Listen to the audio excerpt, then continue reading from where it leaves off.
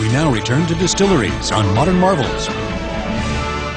Everyone in Scotland would probably deny it, but it's believed that distilling came to Scotland from the Irish, and it's believed the monks would have brought across the secrets of distilling to Scotland. Legally, Scotch is produced only in Scotland. If the Scotch is made from pure malted barley at a single distillery, it's known as single malt Scotch. I have a smoky, peaty one here because they come in all different styles, and this one is heavy, smoky, and peaty the way the Scots like it. And I would suggest that you drink it neat. But a good master distiller will tell you that if you put a few drops of water, that water will open up the aromas and the secrets that are locked inside of your Scotch. On Islay, a remote island on Scotland's west coast, the whiskies have the smokiest flavor in all of Scotland. For nearly 2 centuries, Islay's Laphroaig distillery has achieved its trademark smokiness through a tradition known as barley floor malting.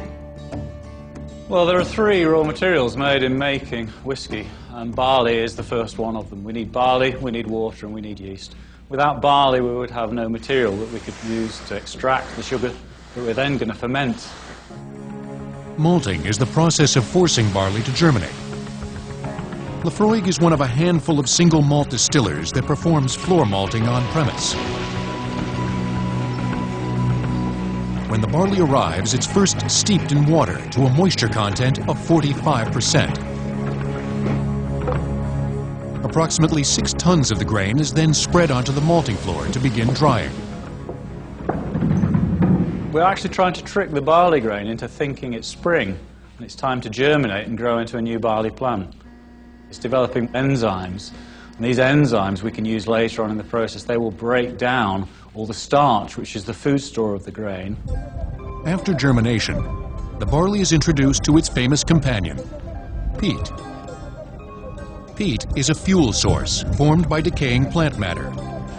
It remains the primary flavor catalyst in single malt Scotch. So when you dig it and dry it out, you've got something that's almost like stone that burns with a lovely fragrance and with some heat. The barley is spread evenly on the floor of a kiln.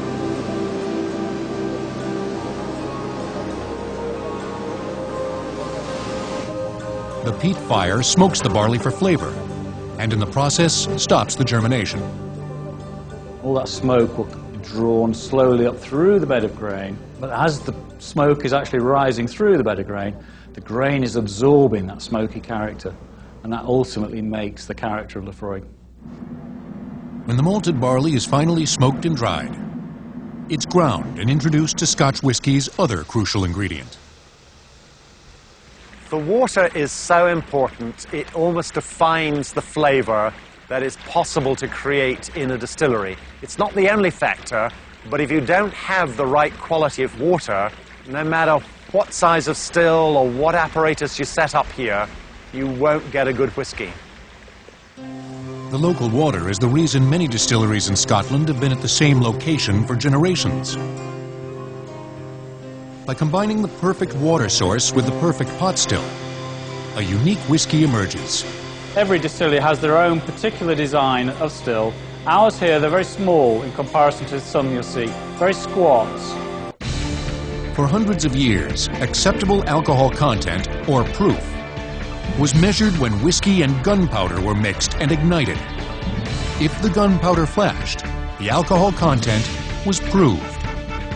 Distilleries will return on Modern Marvels.